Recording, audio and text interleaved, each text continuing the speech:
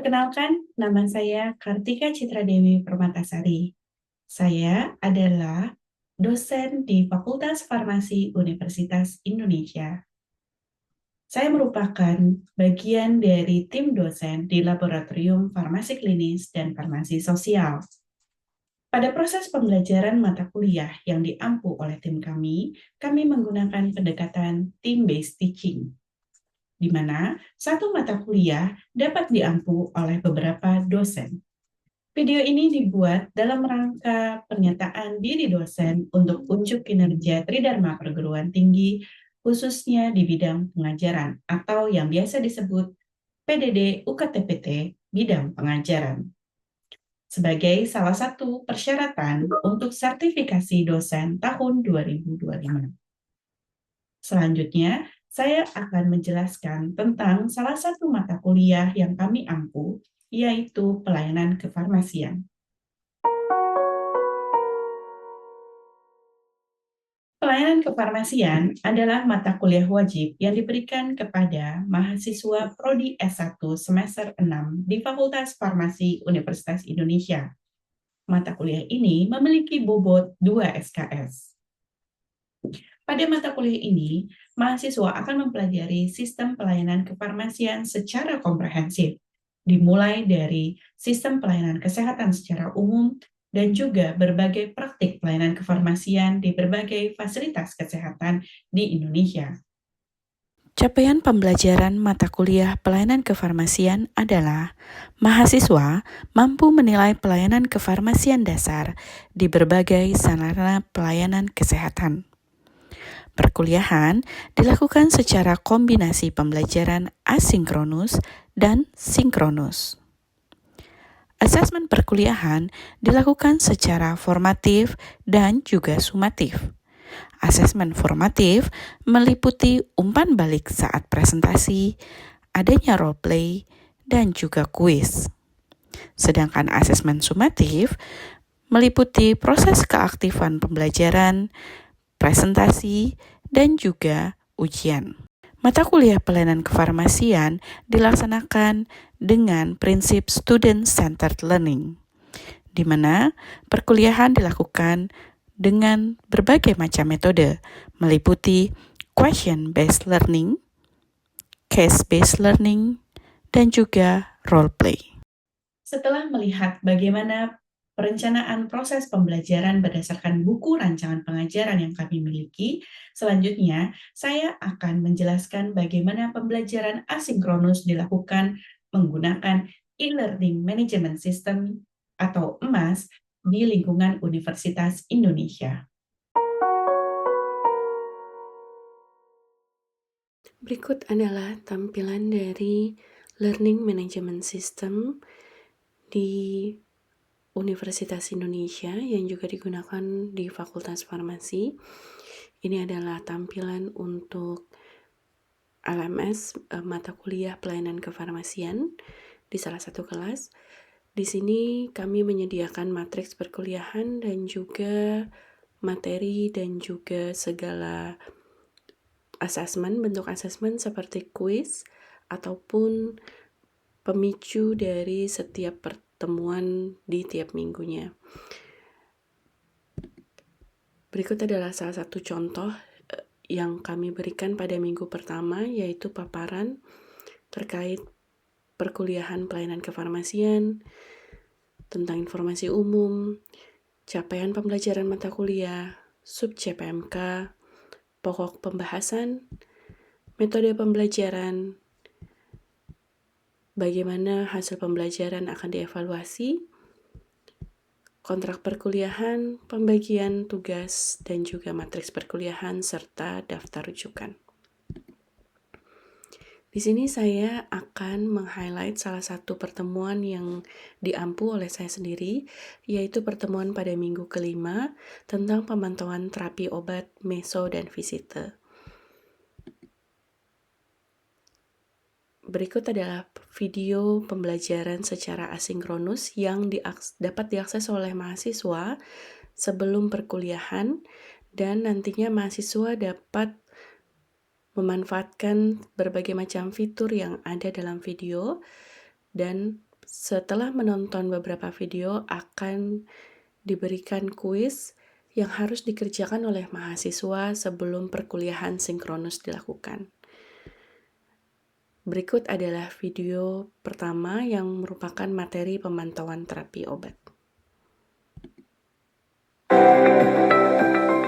Halo teman-teman mahasiswa, jumpa lagi dengan saya Citra pada minggu kelima mata kuliah pelayanan kefarmasian.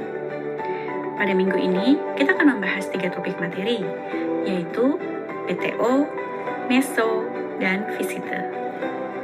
Nah, di video ini, kita akan khusus membahas tentang PTO, yaitu pemantauan terapi obat.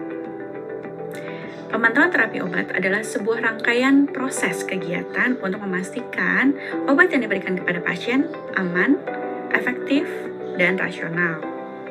Tujuan dari PTO adalah meningkatkan efektivitas terapi dan meminimalkan risiko terjadinya ROTD. Jadi apa saja sih yang dilakukan dalam proses kegiatan PTO tersebut?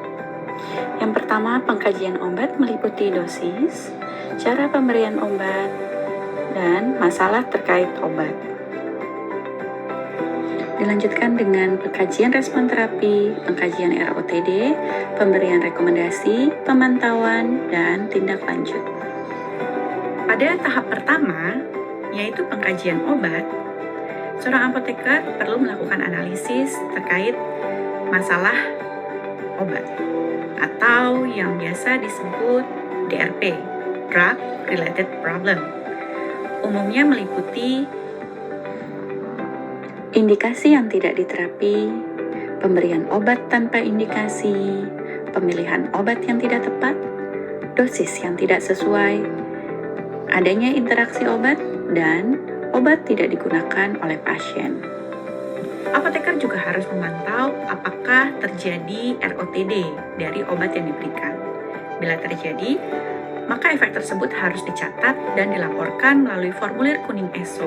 Setelah melakukan semua analisis tersebut, kegiatan PTO harus didokumentasikan, terutama di rekam medis pasien dengan format SOAP.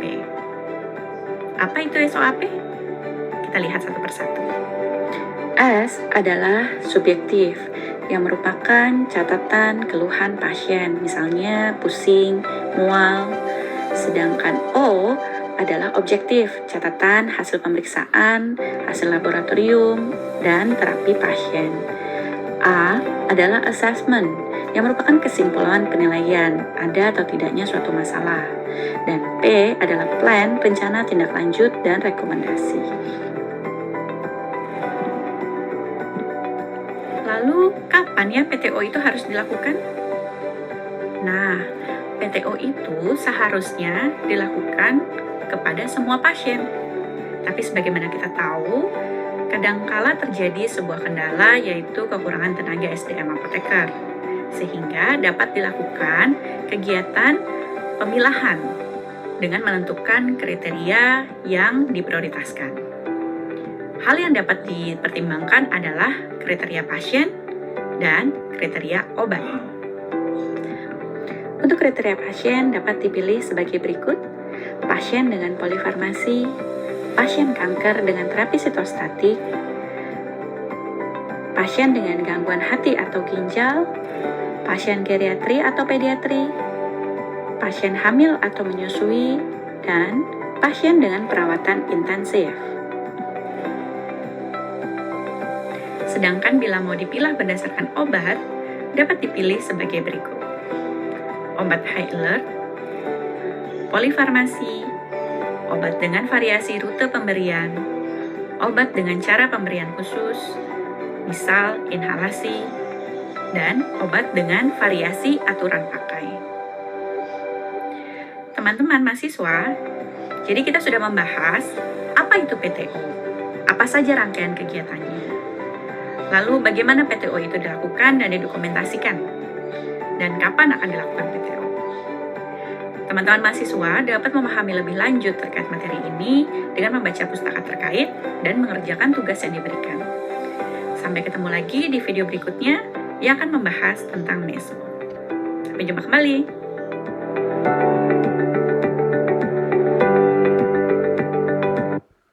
Ini adalah salah satu contoh fitur interaktif yang dapat digunakan oleh mahasiswa pada video asinkronus di sistem learning management yang digunakan oleh UI. Di video ini, saya memberikan mahasiswa dua pilihan yang merupakan resume dari video materi yang baru diberikan, di mana mahasiswa dapat memilih. Sebagai contoh, ketika dia memilih ini, dia tahu bahwa resume ini kurang tepat, sedangkan resume yang tepat adalah resume yang di atasnya. Setelah melihat video pembelajaran secara asinkronus, selanjutnya mahasiswa akan diminta untuk mengerjakan kuis yang harus dikerjakan sebelum pertemuan sinkronus. Di kuis ini, mahasiswa akan dapat melihat bagaimana hasil yang dicapai setelah memahami materi yang disampaikan melalui video. Selain itu, sebagai dosen, saya juga bisa melihat bagaimana tingkat pemahaman mahasiswa setelah mendengarkan materi melalui video, dan hal-hal apa saja yang masih belum dipahami dengan baik sehingga dapat dibahas lebih lanjut pada pertemuan sinkronus.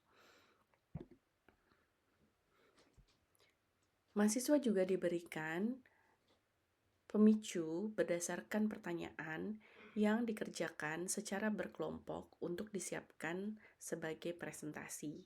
Setelah itu, pada pertemuan sinkronus akan dilakukan presentasi oleh mahasiswa yang juga akan mendapatkan tanggapan dari teman-teman sekelasnya, baik berupa pertanyaan maupun sanggahan dari kelompok penyanggah, dan diskusi akan difasilitasi oleh saya sebagai dosen, dan juga akan dilengkapi bila mana jawaban atau diskusi yang terjadi pada saat kelas sinkronus masih belum tepat.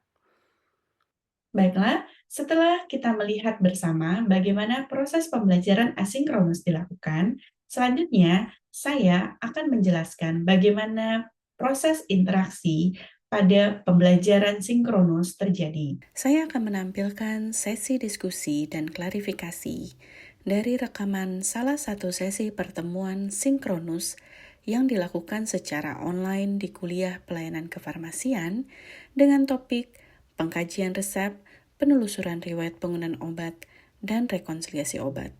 Pertemuan ini dilaksanakan pada minggu keempat.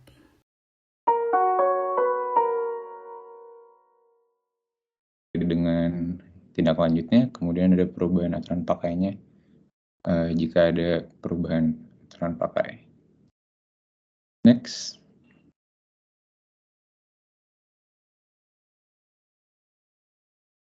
Di sini terakhir ada kolom formulir rekonsiliasi saat discharge. Sekian, terima kasih.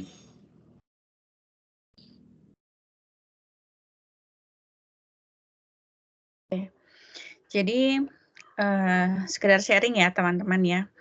Biasanya ketika kita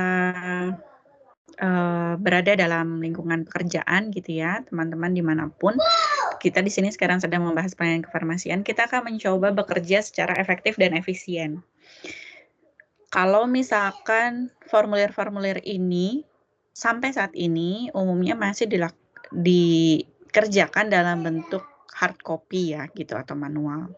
Dan sebenarnya farmasi itu banyak sekali dokumentasi yang harus dilakukan. Itu persyaratan, baik dari standar pelayanan kefarmasian sampai ke akreditasi. Termasuk salah satunya adalah rekonsiliasi. Tapi masih banyak seperti yang lainnya. Seperti tadi teman-teman kita udah bicara resep saja sudah banyak ya.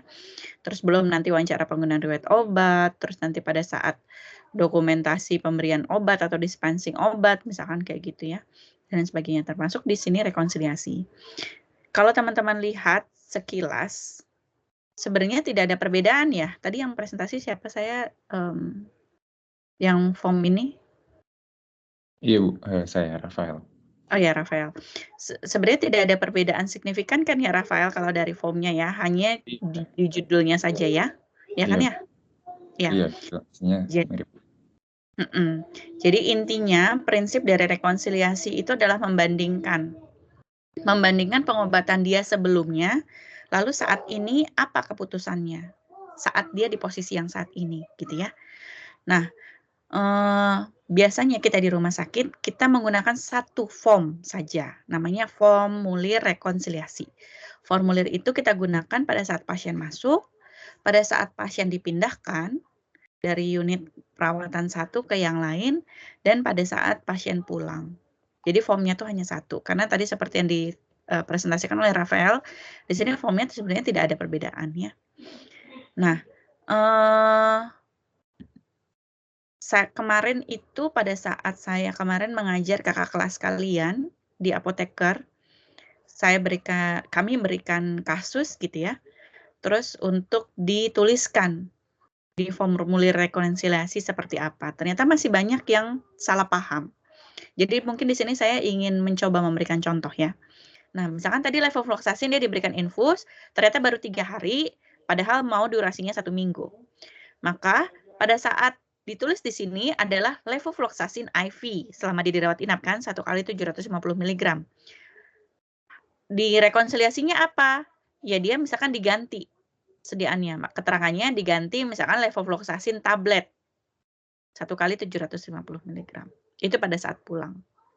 Tapi di sini yang saya bilang ya, jadi di nama baris yang aturan pakai obat pulang ini biasanya kita pakai keterangan aja supaya bisa satu form untuk semua tahapan rekonsiliasi. Oke, paham ya teman-teman ya? Saya harapkan bisa memahami bagaimana melakukan rekonsiliasi ya. Aman? Kita bisa lanjut? Ibu izin bertanya, Bu. Siapa nih? Gila ya? Ya, kalau tadi kan Bu, Ibu nyontohin yang terkait di obat diganti itu lebih kayak yang tadinya IV terus jadi tablet gitu kan Bu, yang tadinya tablet jadi IV. Tapi kalau misalnya dari yang kayak tadi pasien Simvastatin, misalnya sama dokter diganti Atorvastatin gitu Bu, apakah itu termasuk diganti atau gimana Bu? Biasanya kita stop ya. Kita tulisnya stop. Terus di keterangan kita bilang misalkan diganti menjadi Atorvastatin gitu. Berarti diganti hanya untuk berubah bentuk sediaan ya Bu? Kalau penggantian jenis nama obat pun udah termasuk di stop ya? Baik, terima kasih Bu. Ya. Nanti coba saya cari ya formulir yang biasa kami pakai di RSUI ya. Sebelumnya nanti kalau misalkan saya ketemu di dokumen saya tunjukin. Oke, dari teman-teman kelompok 3 ada lagi yang mau ditambahin?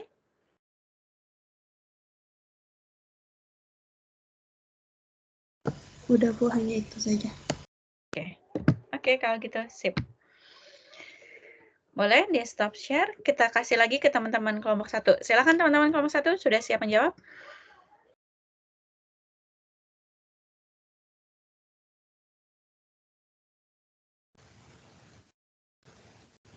Jadi ini pertanyaan dari Cynthia yang masalah untuk rekonsiliasi ini bisa di puskesmas dan apotek atau rumah sakit saja. Jadi sebenarnya rekonsiliasi ini kalau di peraturan Menteri Kesehatan sendiri ini merupakan standar minimal untuk rumah sakit. Jadi untuk rumah sakit memang harus dilakukan.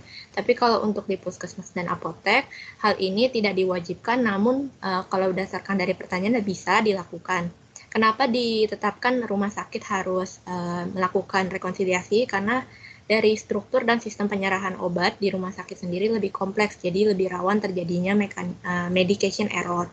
Contoh dari medication error sendiri tadi belum dimasukkan ke slide, jadi ini ada tambahan. Contohnya dokter misalkan menghapus atenolol dari peresepan karena pasien akan dioperasi. Jadi ini penghapusan atenolol di sini alasannya adalah karena operasi, tetapi alasan tersebut tidak ditulis. Sehingga nanti saat pasien selesai operasi, pasien ini bingung apakah penggunaan atenolol perlu dilanjutkan lagi atau tidak. Ini contoh medication error-nya. Lalu bisa di next. Nah, ini contoh proses rekonsiliasi obat di Puskesmas Mamajang. Jadi, untuk Puskesmas sendiri bisa, ini ada mulai dari screening resep, kalau tidak jelas bisa menghubungi dokter untuk meminta resep yang lebih lengkap. Lalu ada penyiapan obat dan pemberian etiket. Lalu dari pemberian obat dan penyiapan obat dan pemberian etiket sendiri, ini obatnya kembali diperiksa dari segi nama, jenis, dan penandaan, baru diserahkan ke pasien. Lalu untuk dari apotek sendiri, karena biasanya apotek ini digunakan untuk menebus resep saja, maka untuk proses rekonsiliasi obat ini sangat jarang dilakukan. Namun bisa juga misalkan ketika pasien diketahui memiliki tekanan darah yang tinggi atau misalkan kadar kolesterol yang tinggi, tetapi pada resep tidak dituliskan obat antihipertensi atau antihiperlipidemia, maka bisa dilakukan rekonsiliasi dengan memastikan apakah perlu diresepkan obat tersebut ke dokter yang bersangkutan. Sekian untuk jawaban nomor 2, apakah sudah jelas, dan mohon Bu Citra untuk kritik dan sarannya. Gimana? Ini siapa? Sally ya? Yang nanya ya? Cynthia, Bu. Cynthia, sorry. Cynthia Angelina ya. Ya, gimana Cynthia? Sudah jelas. Sudah jelas, Bu. Dan Vanessa, terima kasih. Terima kasih. Ya, jadi kalau misalkan sebenarnya kalau mau dilakukan nggak apa-apa gitu ya. Tapi kan tadi prinsip dari rekonsiliasi itu adalah membandingkan antara pengobatan misalnya dilakukan sebelumnya sama yang saat ini ya. Jadi kalau misalkan di rumah sakit, kenapa itu diwajibkan? Karena pasien di rumah sakit itu bisa berpindah-pindah ya. Tadi seperti contoh saya dari IGD ke rawat inap. Rawat inap ke ICU. Nanti dari ICU bisa balik lagi rawat inap. Dari rawat inap kalau misalnya dia memburuk lagi, bisa lagi ke ICU gitu ya. Sampai akhirnya nanti dia pulang. Jadi ada beberapa tahapan. Atau misalkan kayak tadi contohnya yang diberikan Vanessa, dia rawat inap, terus akan dioperasi, mungkin pada saat sebelum operasi itu ada beberapa obat yang mungkin dihentikan dulu gitu ya, atau ada obat-obat yang diberikan khusus gitu untuk kebutuhan operasinya. Setelah itu misalkan pasien akan setelah operasi dipantau di ICU. Dia maka akan obatnya bisa berbeda gitu ya. Maka itu akan ada rekonsiliasi lagi. Gitu ya. Jadi memang rekonsiliasi ini penting dan wajib gitu dilakukan di rumah sakit. Jadi kalau misalkan rumah sakit yang sudah terakreditasi, maka pasti dia melakukan rekonsiliasi karena itu dinilai oleh lembaga akreditasi rumah sakit. Oke, terima kasih Vanessa dan teman-teman kelompok 1. Silakan pertanyaan yang selanjutnya. Demikianlah proses pembelajaran mata kuliah pelayanan kefarmasian dilakukan. Kami mengintegrasikan proses pembelajaran secara asinkronus dan juga sinkronus. Proses umpan balik dari mahasiswa maupun dari dosen juga dilakukan secara berkesinambungan. Di akhir perkuliahan, kami biasanya meminta mahasiswa untuk mengisi evaluasi dosen untuk menjadi umpan balik dalam proses perbaikan proses pembelajaran. Saya mengucapkan terima kasih kepada para asesor yang telah melihat video ini hingga akhir. Saya juga mengucapkan terima kasih kepada seluruh pihak di Fakultas Farmasi Universitas Indonesia yang telah membantu dalam proses pembuatan video ini. Akhir kata, saya ucapkan wassalamualaikum warahmatullahi wabarakatuh.